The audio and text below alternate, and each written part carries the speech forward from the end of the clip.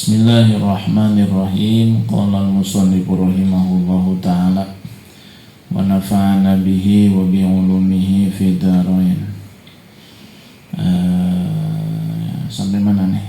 Sedekah sunnah ya. Sedekah sunnah. Shadaqatut tatawu'i. Sedekah sunnah. Nah, kenapa digunakan istilah sunnah? Karena istilah sodakoh itu sudah kita gunakan sebelumnya, sebelum bab ini, yang artinya adalah zakat. Ya, maka untuk membedakan antara zakat dengan sedekah sunnah, maka di sini ditambah kalimat atau kata sunnah, sedekah sunnah. Kenapa kalau ditambah sunnah? Karena sebelum uraian ini kita membahas masalah zakat, yang mana zakat itu dalam Quran Allah sebut dengan istilah sedekah. Innamas shadaqatu lil fuqara'i. Nah itu. Nah, sesungguhnya sedekah itu hanya untuk orang-orang fakir, miskin dan seterusnya, 8 asnaf, 8 golongan itu. Nah, karena istilah sedekah itu dipakai juga untuk zakat, zakat itu kan wajib, maka ketika menjelaskan tentang sedekah sunnah, di sini ditambah kata tatawu, sedekah sunnah. Padahal kalau hanya ada kata sedekah saja, maka sebetulnya artinya adalah sedekah sunnah. Ya, saya ulangi. Jadi kalau kita menemukan kata sodakoh, maka kalau kata itu tidak ada imbuhan kata setelahnya, berarti yang dimaksud adalah sedekah sunnah. Karena kalau zakat jarang menggunakan istilah sedekah, pasti bahasanya zakat. Namun karena kita mengikuti metode kitab ini, ya, yang membahas masalah pembagian zakat di dalam ayat Quran itu menggunakan kata sedekah, maka untuk membedakan mana zakat, mana sedekah sunnah, digunakanlah istilah sunnah, sedekah sunnah. Padahal kalaupun hanya menggunakan kata sedekah saja, pasti yang dimaksud adalah sedekah sunnah. Namun karena kata sedekah ini dipakai dalam Quran dengan arti zakat, maka untuk membedakan antara mana yang wajib dan yang sunnah adalah ditambah kata sunnah, sodakoh tatawu atau sodakoh sunnah. Nah, keutamaan sedekah sunnah ini banyak ya. Allah sebut di dalam Quran, ya, diantaranya surat Al-Hadid ayat 18. Allah berfirman, A'udzubillahi minasyaitonirrajim. Innal musaddiqina wal musaddiqati wa aqradullaha qardan hasanan yudha'afu lahum wa lahum ajrun karim. Yang artinya wallahualam bimuradi. Sesungguhnya laki-laki yang bersedekah dan perempuan-perempuan yang bersedekah, dan mereka menghutangkan kepala dengan hutang yang baik, maksudnya mereka mengeluarkan harta karena Allah, begitu ya, itu dilipat gandakan bagi mereka pahalanya, dan bagi mereka adalah pahala yang mulia, yang agung dari Allah Subhanahu wa taala. Itu diantara keutamaan sedekah di dalam Quran ya. Jadi pahala sedekah itu yudha'afu lahum, dilipat gandakan. Enggak ada tuh sedekah satu dibalas satu, enggak ada. Yudha'afu lahum, dilipat gandakan. Paling sedikit 10 sampai 700. Maksimal enggak ada batasnya. Itu pahala sedekah tuh. Paling sedikit berapa? 10 kali lipat dibalas sama Allah. Terus dikali lipatkan bisa 70 sampai 700. Maksimal nggak ada batasnya. Ya, jadi kadang orang itu kaget. Ya, hari kiamat dapat pahala banyak. Ini pahala apa nih? Pahala sedekah. Oh, dia nggak nyadar. Sedekahnya dikit, pahalanya nggak masuk akal. Itu ya. Jadi harus rajin-rajin sedekah.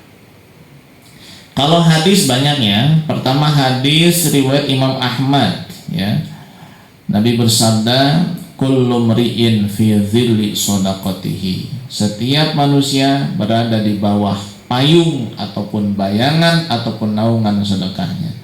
Kenapa dikatakan bayangan? Karena di hari kiamat panas nanti. Pada masa itu panas ya. Tudna syamsu yauma idin kalmil. Matahari pada hari itu didekatkan sampai jaraknya kurang lebih hanya 1 mil saja. Bisa 1 mil itu adalah mil sekian kilometer. Ada mil itu adalah jarum celak mata.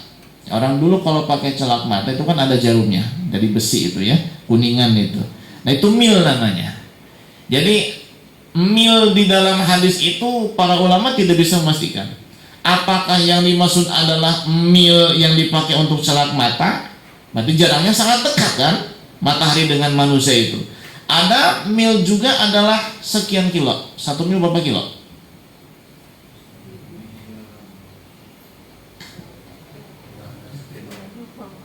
Lebih ya sekian lah umpamanya. Artinya kan tetap dekat juga, cuman ya kalau milnya mil sekian kilo kan agak jauh. Nah kalau milnya mil ini celak mata kan sangat dekat sekali. Nah dengan dua makna kemungkinan itu artinya matahari sangat dekat, panasnya sangat terasa. Yang sekarang jaraknya aja jutaan kilometer, silakan dibuka di Mbah Google itu, jarak matahari dengan bumi sekian juta kilometer, panasnya terasa. Kemarin pas puncaknya haji sampai 48 derajat Celcius di Mekah itu, panas luar biasa, ya, panas luar biasa. Banyak yang tergeletak di jalan meninggal itu, banyak tergeletak di jalan, di atas kursi roda, tergeletak di jalan. Ya mau gimana lagi? Ya sudah ajal, sudah qadar Allah Subhanahu Wa Taala. Apalagi nanti di sana, sedangkan di sana tidak ada kematian, udah nggak ada kematian nanti di padang mahsyar itu ya.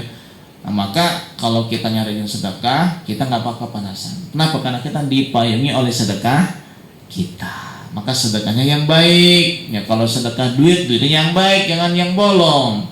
Nah kalau duitnya bolong kan pas dipayungi bolong nanti kalau panas. Nah, gitu. Tapi nggak begitu sih. Ini hanya ya. Banyakin sedekah. Hatta yuksola bainan nas, sehingga ada keputusan ya dari Allah kepada seluruh manusia, yang ke neraka mana, yang ke surga mana. Jadi selama proses itu belum selesai, maka mereka yang ahli sedekah dipayungi di bawah sedekah mereka. Kan prosesnya panjang kan, belum dihisab, dipertanyakan ya tanggung jawaban amal, belum nanti ditimbang amal kita, kemudian menerima buku catatan, kan sudah kita bahas semuanya kan ya. Itu nanti sampai ada keputusan akhir dari Allah. Wamtazul yauma ayyuhal mujrimun. Nah, orang-orang yang berbuat dosa, pelaku maksiat, orang-orang kafir itu disuruh pisah sama Allah. Nah, itulah keputusan akhir sudah. Tidak ada keputusan lagi setelah keputusan itu. Masing-masing menuju tempat yang abadi, yang ke neraka, yang ke surga. Mudah-mudahan kita jadi ahli surga. Amin. Ya Rabbal Alamin ya. Amin ya Allah. Yang kedua, keutamaan sedekah. Hadis riwayat Imam Tabrani dalam kitab Al-Mu'jam Kabir ya. Nabi bersabda, "Innal 'abda la yatasaddaqu bil kisrati tarbu 'indallahi 'azza wa jalla hatta takuna mitha jabali Uhudin." Sesungguhnya ada seorang hamba yang bersedekah dengan sepotong roti. Ternyata sedekah yang sepotong roti itu di sisi Allah dirawat hingga besar menyerupai gunung Uhud. Sepotong roti segede apa sih? Ternyata diterima sama Allah, dirawat, akhirnya besar sampai sebesar gunung Uhud. Nah, masih ingat ya, kenapa sih Nabi itu selalu menyetarakan pahala besar dengan gunung Uhud? Ya karena gunung yang nampak ya bagi penduduk Madinah yang kelihatan besar dan panjang ya gunung Uhud. Maka sering dipakai perumpamaan. Maka kata para ulama, bisa jadi ya memang gedenya kayak gunung Uhud, atau bisa juga itu hanya ungkapan saja. Saking besaran itu pahala diumpamakan seperti gunung Uhud, tapi bukan segede gunung Uhud, lebih besar lagi. Ya kalau di Banten ya gunung Karang, ya kalau di daerah puncak gunung Gede, ya puncak gunung Gede, gunung Pangrango, benar nggak? Kelihatan dari sini gunung Gede juga tuh. Ya, bukan gunung Gede. Bukan Gede ini, bukan namanya Gunung Gede. Gunung Gede ya, kalau Nabi tinggalnya di Madinah ya maka sering mengungkapkan pahala besar itu dengan istilah sebesar gunung Uhud gitu. Karena itu yang nampak ya, itu yang nampak. Jadi Nabi sering membuat contoh itu dengan sesuatu yang nyata biar orang itu cepat paham ya. Kadang Nabi menggambar ya dengan garis kotak-kotak ingin menyampaikan sesuatu. Jadi Nabi itu tidak monoton sebetulnya ya. Jadi sarana prasarana dakwah ya, sehingga orang itu menerima dakwah dengan enak, dengan nyaman, itu digunakan oleh Nabi Shallallahu Alaihi Wasallam. Kadang dengan gerakan tangan, seperti Anda pernah mengatakan begini, 1 bulan itu hakada, hakada, hakada. 1 bulan itu kata Nabi begini, begini, begini. Berapa? 29 kan begini Pak. Ya, sering Nabi itu ya, jadi pakai wasilah ya, pakai sarana lah, baik itu dengan isyarat tangan atau dengan menunjuk objek tertentu ya. Dan Quran pun kan begitu mengajarkan ya. Dalam surah Qasas gimana kata Allah, afala yanzuruna ilal ibili kaifa khuliqat. Apakah mereka tidak memperhatikan unta bagaimana diciptakan? Ya kan, melihat objek yang ada di depan mereka, unta. Sebab ya unta lah yang kelihatan oleh mereka. Kalau seandainya kejadiannya itu di kita, maka mungkin objek yang dipakai bukan unta tapi sapi dan kerbau, gitu kan. Gunung, kenapa ya? Karena objek yang kelihatan gunung di sana, langit dan bumi, begitu ya. Jadi lengkap sebetulnya ya Islam ini, cara mengajar, cara berdakwah kalau kita memahaminya. Kemudian hadis yang ketiga di sini ya disebutkan riwayat Imam Tirmizi ya, nomor hadis 664, dan Imam Ibnu Hibban ya, Nabi bersabda, inna shadaqata latutfi'u ghadabar rabbi wa tadfa'u mitatasu'i. Sesungguhnya sedekah itu bisa memadamkan murka Allah dan menolak mati dalam keadaan tidak baik ya. Mati dalam keadaan tidak baik. Jadi kalau katanya sedekah, insya Allah matinya baik, kemudian bisa memadamkan murka Allah Subhanahu Wa Taala. Dan sedekah itu kepada siapa saja, ya, kepada siapa saja. Namun nanti ada kita bahas ya, kepada siapakah sedekah itu lebih berhak, dan kepada siapakah kita sedekah pahalanya lebih banyak. Itu nanti ada bahasannya ya. Baik. Pernah ada suatu kejadian di zaman Nabi Shallallahu Alaihi Wasallam, ada seorang sahabat berbuat dosa. Kemudian dia datang kepada Nabi Shallallahu Alaihi Wasallam. Dia mengadu dia telah berbuat maksiat. Lalu dia diusir oleh Nabi karena Nabi khawatir Allah menghukum dia, menurunkan azab gara-gara dia telah berbuat dosa, dan azab itu mengenai orang lain yang tidak bersalah. Maka diusir sama Nabi, udah kamu sana, jangan di sini. Aku takut Allah menurunkan azab dan murka, bukan kamu doang yang kena, kita semuanya kebagian. Diusir sama Nabi. Tidak lama datang Jibril alaihissalam. Kata Jibril, wahai Muhammad, wahai Rasulullah, kenapa kau usir dia? Apakah kau tidak tahu dia punya satu amalan yang menghapus dosanya? Kata Nabi, amalan apa yang dikerjakan? Kata malaikat Jibril, iya, kalau keluar dari rumah lalu pulang ke rumah selalu membawa buah tangan untuk anak-anaknya. Apa kamu tidak tahu Muhammad bahwa buah tangan, oleh-oleh yang dibawa oleh orang tua, ayah atau ibu, yang dari luar masuk ke rumah dikasih kepada anak-anak kecil, itu bisa mengampuni dosa dan memadamkan murka Allah Subhanahu Wa Taala. Itu ngasih anak-anak itu biar mereka senang, pahalanya gede itu. Ya, jadi kalau habis keluar itu pulang bawa apa, kayak ciki, kayak ya, permen, kayak coklat, kayak es krim yang 2.000-an, nggak apa-apa, biar anak senang. Bakso, kayak bakso colok yang murah aja. Kalau bakso itu kan mahal, tiap hari lumayan ya. Ya. Senengin nanti anak-anak itu, senengin ya, senengin. Kadang-kadang ada, Masya Allah ya, ada orang tua yang pelitnya sama anak luar biasa tuh. Jangan boros, jajan aja. Giliran dia beri joran 500.000. Beri joran 500.000. Anaknya mah jajan aja, dibilangnya jajan terus, boros. Waduh. Ada kayak gitu tuh. Bukan di sini, di Amerika. Di Amerika sangat jauh.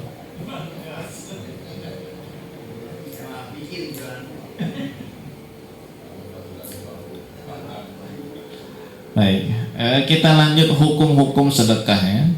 Ahkamuha arba'atun, hukum sedekah ada 4. Pertama wajib. Seperti apa? It'amut ta'ami lil muttari bisyarti kaunihi fadilan an hajati. Memberi makan kepada orang yang kelaparan. Memberi makan kepada orang yang dalam keadaan terdesak.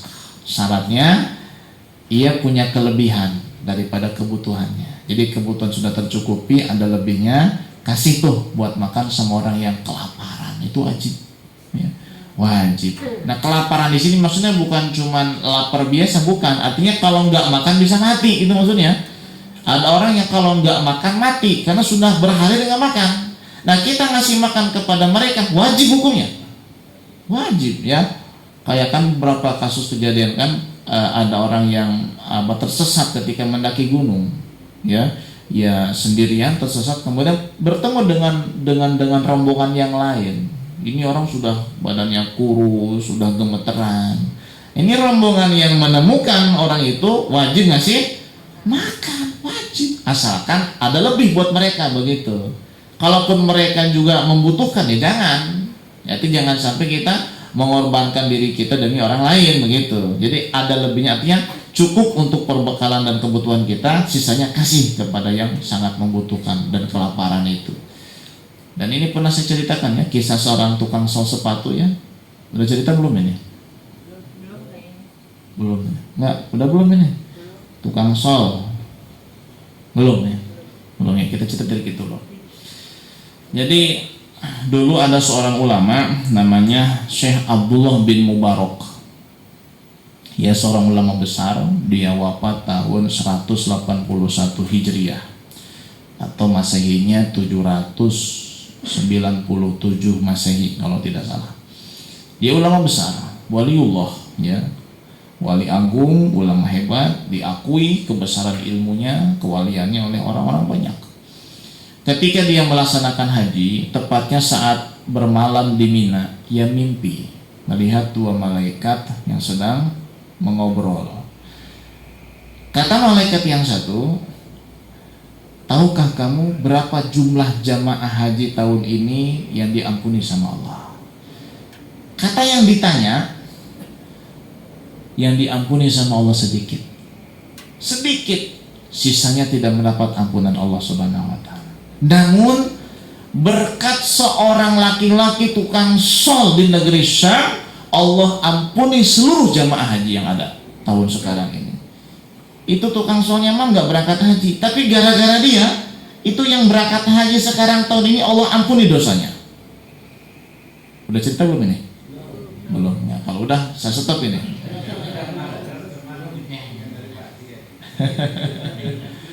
Begitu. Akhirnya bangun nih Syekh Abdullah bin Mubarak bangun. Kemudian selesai pelaksanaan haji dia pulang. Pergilah ke negeri Syam. Dia cari. Nama yang ia dengar di mimpi adalah Muwaffaq al-Iskapi. Al-Iskapi itu namanya tukang sol. Keren ya. Al-Iskapi artinya tukang sol. Jadi boleh tuh pakai nama itu tuh ya. Nama siapa? Zaid al-Iskapi. Mantap ya. Ternyata tukang sol. Ini Muwaffaq al-Iskapi dicari ketemu. Ngobrol, kemudian bertanya langsung ke inti. Kata Syekh Abdullah bin Mubarak, benarkah Anda bernama Muwaffaq? Betul. Saya mau bertanya, apakah Anda punya amalan yang berkaitan dengan haji? Kata si Muwaffaq ini, nggak ada. Saya tukang sol, nggak punya amalan berkaitan dengan haji. Ya, coba tolong cerita terus terang kepada saya. Kata Muwaffaq, kenapa kamu mendesak saya untuk bercerita? Nanti saya ceritakan, kata Syekh Abdullah bin Mubarak. Pokoknya kamu cerita tuh terus terang. Sudah haji belum? Kata tukang sol, belum. Udah melakukan amal apa demi melaksanakan haji? Kata Muwaffaq, ya saya nabung begitu. Jadi tiap hasil ngesol itu ada saya sisihkan untuk berangkat haji. Setelah terkumpul uang ini, uang untuk berangkat haji, di suatu malam istri saya keluar kamar sambil bawa mangkuk kosong, piring kosong. Kata istri saya, Kang ataupun ayah ataupun my dad ya, gitu kan, atau beb gitu kan, Pak ya, malam ini saya mencium aroma daging bakar. Tolong kamu cari di mana sumber aroma itu. bilang sama dia, aku sedang hamil, minta sedikit saja. Ya, nah perempuan hamil kan ngidam kan, biasa. Kan kalau udah ngidam kan kekeh pengen itu aja. Meskipun muafak ini kan sanggup beli daging ke pasar, karena kan dia punya uang untuk berangkat haji, ya potong dikit aja untuk beli daging, tapi kan nggak mau. Namanya perempuan hamil kan kekeh kalau udah apa ngidam kan, ya makanya kasihanilah laki-laki. Kalau ngidam jangan macem-macem lah, ya carinya repot. Kadang-kadang minta bubur disuapin sama ustadz yang ada bewoknya, wah repot ini urusannya, ya.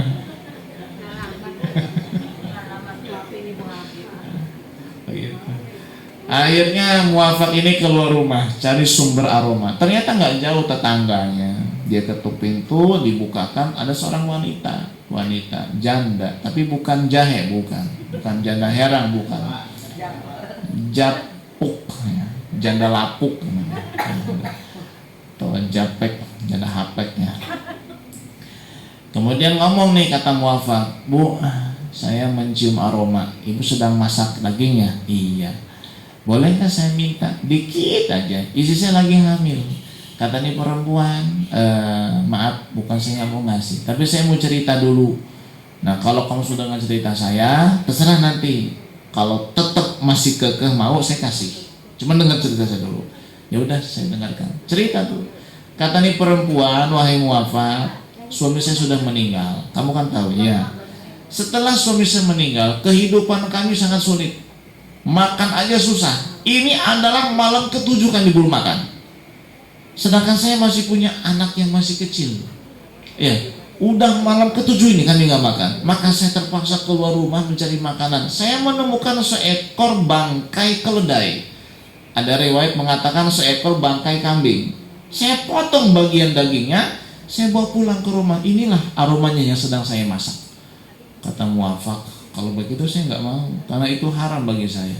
Kata si ibu, haram bagi kami halal. Kenapa? Karena kami dalam keadaan darurat. Kalau kami nggak makan malam ini kami bisa mati. Karena kelaparan sudah 7 hari kami nggak makan. Akhirnya muafak pulang ke rumah. Ongkos hajinya dia bawa, dia kasih kepada perempuan itu. Dia bilang, Bu, ini ada rizki dari Allah Subhanahu Wa Taala. Senangnya luar biasa. Jadi dia rela tidak berangkat haji demi apa? Ngasih makan kepada janda beserta anaknya. Jamis, janda miskin atau jakin. Janda miskin, bukan jahe bawang, bukan. Kalau jahe bawang mah saya juga mau itu mah. Tahu nggak jahe bawang? Jahe bawang biasa. Janda herang banyak uang itu. Baik, akhirnya kata Syekh Abdullah bin Mubarak, ini amalan kamu yang menyebabkan jamaah haji yang banyak gak diampuni sama Allah, Allah ampuni dosanya gara-gara kamu. Berarti itu mimpinya benar. Kenapa? Uangnya ada, muafak itu. Tukang sol sepatu lagi. Berarti itu mimpi benar, ketemu malah malaikat. Ketemu malaikat. Ya bukan kayak orang sekarang ngaku bisa manggil Jibril segala macam, manggil Israel segala macam aja. Ini Syekh Abdullah Mubarak waliullah bener, ya terbukti. Ya, hati-hati ya dengan yang suka manggil malaikat Israel itu. Ada kan ya? Orang mana sih itu? Orang Amerika itu manggil Allah. Bukan orang sini, bukan. Orang jauh.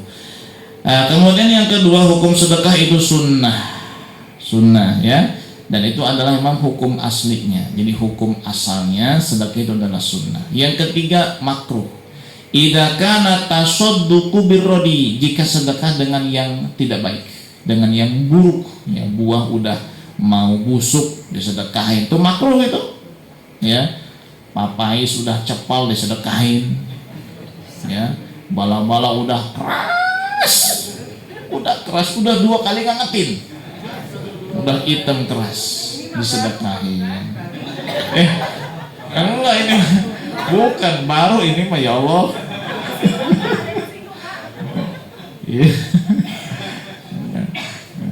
Jadi hati-hati sedekah dengan yang nggak baik, dengan yang buruk. Kita aja nggak mau, kenapa ngasih ke orang? Ya kan begitu kan, kadang kita aja udah nggak mau makan karena udah nggak enak ini, kok dikasih sama orang. Itu makruh, emang nggak haram tapi makruh. Ya. Kecuali dua kata ulama, satu pakaian, yang kedua duit. Jelek juga nggak apa-apa duit mah. Nggak apa-apa duit mah jelek juga. Baju juga nggak apa-apa baju, asalkan masih layak pakai. Ya pakaian masih layak pakai, jelek nggak apa-apa, sedekah nggak makruh. Yang kedua duit, meskipun udah lecek nggak apa-apa, sedekahin aja. Masih laku soalnya. Kalau makanan atau minuman jangan. Ya, kasih aja ke hewan gitu ya, gitu. Atau hewan juga nggak mau kata gitu kan. Sedekah dengan rodi, dengan yang tidak bagus, dengan yang tidak baik, itu makruh. Yang keempat haram, ya. Kapan itu sedekah hukumnya haram? At-tasadduqu 'ala man yasta'inu biha 'ala ma'siyatin biqarinatin. Orang yang bersedekah kepada orang yang menggunakan sedekahnya dia untuk maksiat. Kita sedekah sama orang, sedekah kita ini dipakai maksiat sama dia, dan kita tahu kita haram sedekah sama dia. Ya, kayak kemarin saya contohkan di masjid itunya, ada orang suka main slot. Ya, kemudian kuotanya habis. Jadi dia minta uang sama kita, minta coba beliin kuota 50.000 aja. Buat apa? Main slot, haram kita kasih. Haram. Kalau tahu, ya kalau nggak tahu ya enggak. Tapi kan kadang-kadang kita nggak tahu, namun kita menduga. Nih orang kelihatannya lagi sakau ini. Ya, kemudian minta sama kita duit. Buat apa? Beli obat. Haram kita kasih. Haram kita kasih. Begitu ya. Baik, itulah tentang sedekah sunnah, sedikit nanti kita bahas lanjutannya di kajian berikutnya insyaallah. Silakan, ada yang tanyakan?